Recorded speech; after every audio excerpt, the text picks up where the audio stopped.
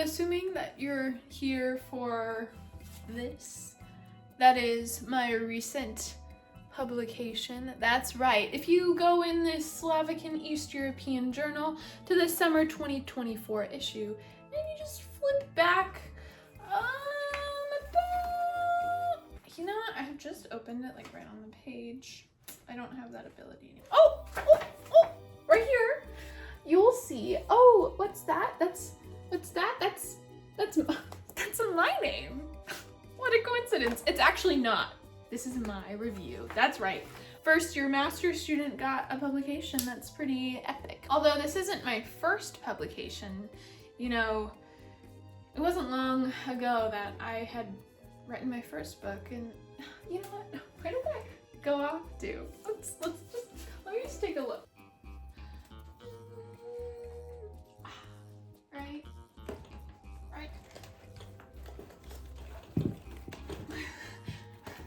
Here.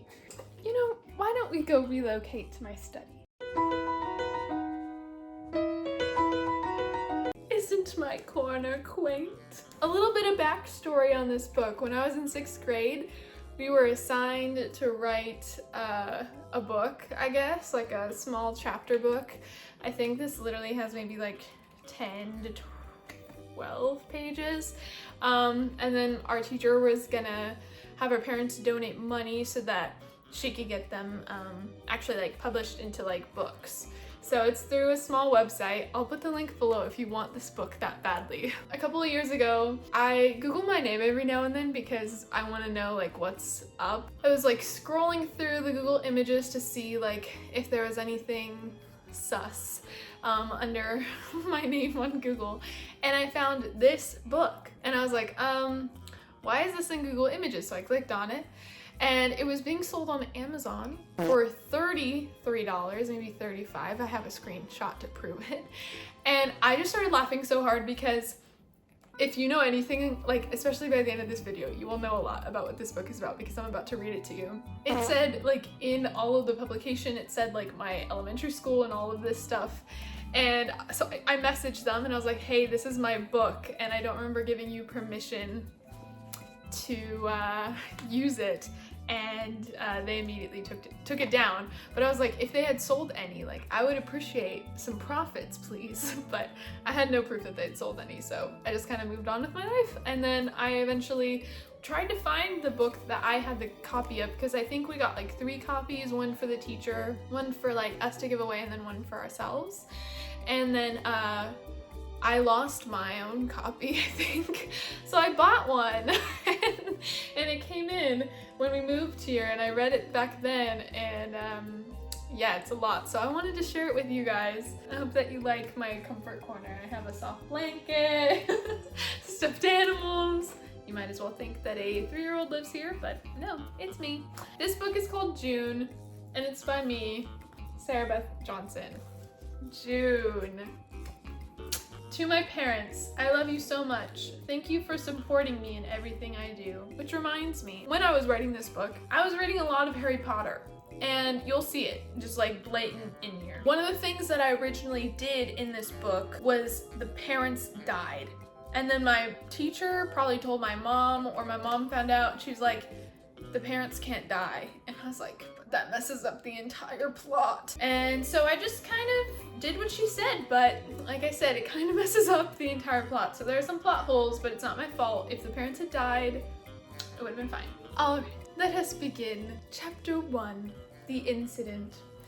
Later, I said as I walked home from school, man, I forgot my key. I'm sure mom will let me in. I knock. Nobody is home. I sit there and wait. A white van pulls up. I hear sirens behind it. Looks like my dad's old friend, Bill. Hey, June, your parents got hurt in a car crash, but they left you with a load of cash. He opens the back. $500 are back there. They got hurt, I ask? Are they okay? I hear the sirens coming closer as I cry. He puts the money in a bag and leaves in a hurry. Police cars come down the street. Stops right in front of me.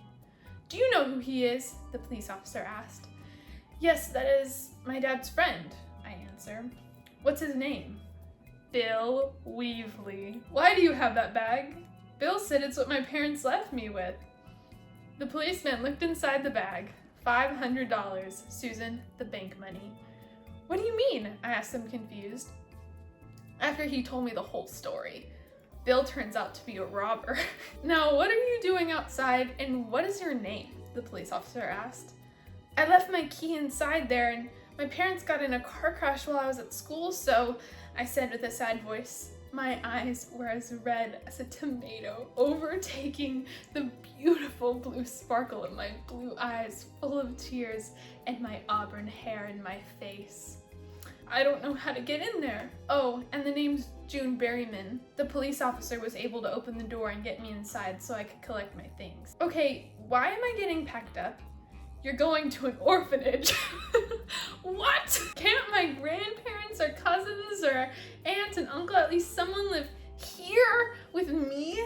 I said sobersome. Just leaving the house is like a kid in a candy shop not getting a thing. If they don't have a home, yes, but I don't think anyone would trade houses. After we called all of them, my 25-year-old cousin bought the house. Chapter 2, the yearbook. Hey girlie, August said cheerfully. You know what's so funny? I was looking for a house. I was rifling through my dad's stuff. What are you looking for? There it is, my dad's high school yearbook. Weasley, Weave-Lie, Weave-Lee. See, that's the guy who gave me all that stolen money. It says he was voted shyest, I shouted. I scanned the paper and talked to myself in a whisper. What are you saying, June? Nothing, but do you know Bill? Bill Weasley? Yeah, he was voted shyest during senior year. I was a freshman though, my aunt said. Wait, my dad was a senior when you were a freshman? No, Bill and your dad just went to the same college. Along with your mom, they were 29 when they joined. It was a college nearby. You get when it's a college nearby and you're 29. Nearby your high school, okay, but how do you know about the shyest title? Your dad told me when I was a junior at the high school, and now here I am telling you. Ding dong, knock knock, tap tap. Hey June, it's us, Sheila and Austin. I answered the door. Oh, hi Austin. Hi Sheila. Hi guy, hi girlie, said August. She's so quirky. Hey August, what are you doing here? Sheila asked. I own the place, August said as she ran into the kitchen to get a bag of potato chips. She's so quirky. What are you guys doing here? She said now with a mouthful of potato chips. We always come to see June after school, Austin said. They are my homework partners. We choose them at the beginning of the year. Remember, I told you, I said. Oh, wait, what? I don't remember. Never mind. Hey guys, come on in. They walked in looking confused. I didn't know what they were looking for until I thought, and it came into my head. My parents aren't here, I announced. Yeah, Auntie Magnolia and Uncle Brad died, yelled August. I don't know what's wrong with her, but she just needs to be quiet sometimes. I guess I didn't delete every part of them dying. They died? Sheila asked. For 5 minutes, she was frozen and white-faced like a vampire in the sun. This is the skin of a killer. June. August looked exactly the same, white-faced and frozen. I finally answered, yes. Then they were unfrozen. So, did they die? We were hoping to wish them a happy late anniversary, said Austin. We brought them chocolates. And my mom made me bring a rose, said Sheila. They were right. My parents' anniversary was the day before. That's why they both left. They were going out to lunch. That is probably why they got in a car accident. How did they die? Asked Austin. I don't want to talk about it, I answered in a sad tone. Oh, okay. Chapter 3, Chinese. A phone rang. Gotta answer. It rang. Oh, it's my mom, said Sheila. Be right back. As Sheila was talking to her mom, the house was quiet, except for the loud crunching of August eating potato chips and next top model upstairs for Jojo, our dog. It may sound impossible, but our dog jumps for nothing but next top model. She wants it on before we leave, or else she goes ballistic. Whimpering, barking, howling, tearing up the pillows. Then we heard another phone ring. It was Aunt Barbara, August's mom. She was checking up on us, asking what we were going to have for dinner. I looked at the clock, 6:15. Okay, All right, Mom. Yep. See you soon. Who wants Chinese? We all raised our hands. There's a factory 2 blocks from here. A factory. We can just go there, Austin told her. But the actual restaurant is only 1 block away, Sheila added. August looked online for the directions. Cool, it's run by that Bill Weasley. Hey June, you know him. Maybe you can get us some free orange chicken. I don't know about that. Wait, did you just say Bill Weasley? Yep, it says that in his yearbook. Hold on. Okay, continue. Says that he may have been voted shyest, but he feels that he shouldn't have. In the back, check the back! Says he always, I finished the sentence, wanted to go to China, so he brought China to him. What's going on here? Sheila ended for him. They both looked very confused. Aren't we supposed to be doing homework? Call your moms. Tell them we're going out to dinner, I said. I have some business I'd like to take care of. As we were driving to the Chinese food place, I was taking a flashback, in quotes, about me getting a bad fortune. June, are you all right? Austin asked. You look anxious, Sheila added. Just bad memories, nothing to worry about. Austin was curious. What kind of memories? I don't want to talk about it, I yelled. Everyone was quiet. I didn't think she would be so personal about it. Yeah, when you just be so personal. It was silent the rest of the ride. I was so embarrassed. Why did I do that? I thought. I was just about to tell them, but why would I? But then it came out of her mouth. Hey guys! Why did I say that? I was going to improvise by saying, are we there yet? Or what's taking so long? Then the true words came out of my mouth. I'm sorry. It was a nightmare. You see, I thought you would tell everyone. My fright is, you see, I'm afraid of Chinese food. Ever since I was 2, I've had the worst fortune, and it hadn't happened until the incident. What is it, June? Austin asked. You see, I don't want to... She froze. There it is!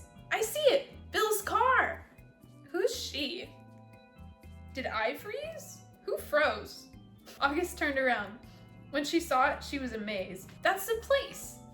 When she turned back around, she saw Bill coming. Duck, guys, he's coming! We all looked, then screamed. I got down for a second, then I screamed at August. Go to the factory! I yelled. Chapter 4. Leaving you on a cliffhanger. Like, if you were tired and you wanted to go to bed, you couldn't. You had to keep reading. Chapter 4. The fight in the factory, especially with a title for a chapter like that. When we finally got to the factory, Bill was right behind us. We hid as August pretended to text. We followed Bill in, then hid. I couldn't wait any longer. I jumped out. Ah, I see that you have come. You must dearly miss your mommy and daddy, Bill cried. No, they've always been in my hearts ever since I was born, I yelled. He then pulled the switch to get the cookie started. No, August yelled and pushed her out of the way. Oh, it's August? We're September. Also, why did Bill hate August and not June? Like, at months wise, like why didn't he use that on June? I guess he was just being more cruel to June, but we'll never know because 12-year-old Sarah Beth is gone. Why? Oh, because she's dead. Funny Bill, or should I say, Dollar Bill, where's the gang? Ditched them in China. Chinatown, as in New York? Yeah, Bill said, guiltfully. Never had enough money, so I tried to form a band, but they were all jerks to me. So the chess club geeks are counted as jerks? No. You know, I've never heard you talk this much. August, stop arguing, I yelled. Then Bill started throwing fortune cookies, orange chicken, chow mein at August and I. We tried to dodge them as much as we could. Then Austin and Sheila came out. They were trying to tiptoe, but then Austin's shoes were squeaking. Austin, shh, Sheila said. I'm trying. Take off your shoes. Guys, I said, be quiet. Turns out Austin did take off his shoes, and he slipped on the cold, slippery floor. Slippery floor. Slippery? Fight time, I thought. June, left, in front of you. I was looking for what she said. The word kept going through my head. What does that mean? I thought. I turned around. August got trapped. Bill had taken fortune cookie dough and dried it out to turn it into a cage.